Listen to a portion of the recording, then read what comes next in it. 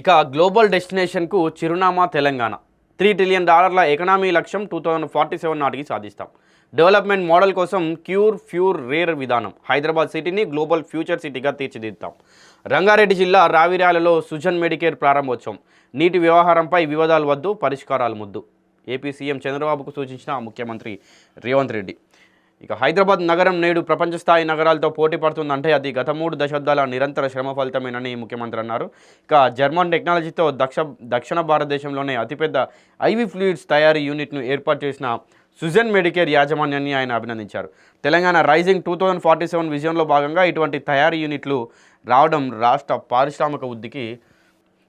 పారిశ్రామిక వృద్ధికి నిదర్శనమని ఆయన పేర్కొన్నారు. రాష్ట్ర అభివృద్ధి కోసం ఫ్యూర్ రేర్ అనే 3 విభాగాలుగా అభివృద్ధి ప్రణాళికలను రూపొందించినట్లు సీఎం తెలిపారు. ఇక గ్లోబల్ సమ్మిట్ ద్వారా ఇప్పటికే తెలంగాణ పాలసీ డాక్యుమెంట్ విడుదల చేశామని 2034 నాటికి $1 ట్రిలియన్ ఎకనామీగా 2047కి $3 ట్రిలియన్ ఎకనామీగా తెలంగాణను తీర్చిదిద్దడమే తమ అంతిమ లక్ష్యమని ఆయన ప్రకటించారు. ప్రస్తుతం దేశంలో ఉత్పత్తి అవుతున్న బల్క్ డ్రగ్స్లో 40% వాటా తెలంగాణదేనని, ఫార్మా రంగంలో ప్రపంచమే మన వైపు చూసేలా ఎగుతున్నామని గర్వంగా చెప్పారు. ఇక ప్రపంచ నగరాలతో హైదరాబాద్ పోటీ పడుతుంది. సుజన్ మెడికేర్ నిరుద్యోగ యువతకు ఉపాధి కల్పిస్తుంది. పెట్టుబడిదారులకు లాభం వచ్చేలా ప్రభుత్వ ప్రణాళికలు ఉన్నాయి.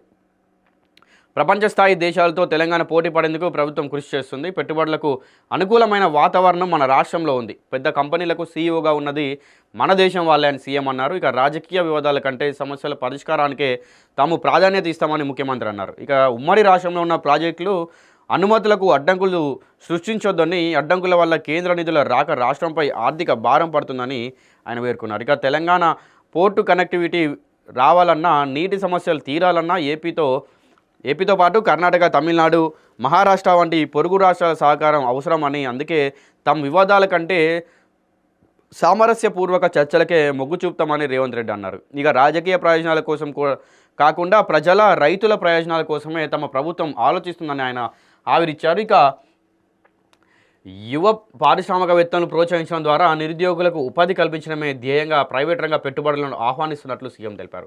రాబోయే 10 ఏళ్లలో హైదరాబాద్లోని ఫ్యూచర్ సిటీలో నివసిస్తున్నామన్న ప్రతి ఒక్కరూ గర్వంగా చెప్పుకునే నగరాన్ని అభివృద్ధి చేస్తామని ఆయన ధీమా వ్యక్తం చేశారు. జర్మనీ, జపాన్, సౌత్ కొరియా వంటి దేశాలతో పోటీ పడుతూ తెలంగాణను గ్లోబల్ డెస్టినేషన్గా తీర్చిదిద్దడమే తమ సంకల్పమని రేవంత్ రెడ్డి పునరుద్ఘాటించారు. ఇక వివాదాలు ముఖ్యం కాదు, పరిష్కారాలు వెతుకుదాం.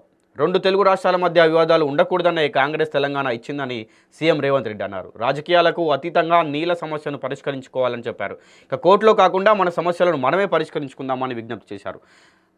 జల వివాదం విషయంలో రాజకీయ ప్రయోజనం పొందాలని తమ ప్రభుత్వం ప్రయత్నించడం లేదని స్పష్టం చేశారు.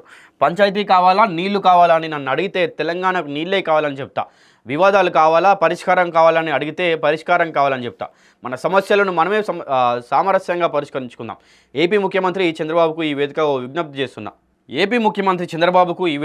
ఓ విజ్ఞప్తి చేస్తున్నా. కృష్ణానదిపై ఉమ్మడి రాష్ట్రంలో ఉన్న ఈ ప్రాజెక్టుల అనుమతులకు అడ్డంకులు పెట్టకండి. ఇలా అడ్డుకోవడంతో కేంద్ర ప్రభుత్వం నిధులు రావడం లేదన్నారు. ఇక రాష్ట్రంపై ఆర్థిక భారం పడుతుంది. మేము వివాదాలు కోరుకోవడం లేదు, పరిష్కారం కోరుకుంటున్నామని అన్నారు. రాజకీయ ప్రయోజనాలు కాదు, ప్రజల ప్రయోజనాల కోసం ఆలోచిస్తున్నాం. తెలంగాణకు పోర్టు కనెక్టివిటీ రావాలంటే పక్క రాష్ట్ర సహకారం ఉండాలి. 2 రాష్ట్రాలు పరస్పరం సహకరించుకుంటేనే సమస్యలు పరిష్కారం అవుతాయి. ఏపీ, కర్ణాటక, మహారాష్ట్ర, తమిళనాడు ఏ రాష్ట్రమైనా సరే మేము వివాదాలు కోరుకోవడం లేదు. ఈ విషయంలో ఏపీ సర్కార్ 1 అడుగు ముందుకేస్తే తెలంగాణ 10 అడుగులు ముందుకేస్తుందని సీఎం హామీ ఇచ్చారు. ఈ మేరకు కృష్ణానది జలాలపై వివాదం ఆయన కీలక వ్యాఖ్యలు చేశారు. నీళ్ల వివాదం ముసుగులో రాజకీయ లబ్ధి పొందాలన్న ఆలోచన కాంగ్రెస్ పార్టీకి లేదని, రాజకీయాలకు అతీతంగా సమస్యల కోసం, పరిష్కారం కోసం అందరూ సహకరించాలని పార్టీని విజ్ఞప్తి చేస్తున్నా చెప్పారు.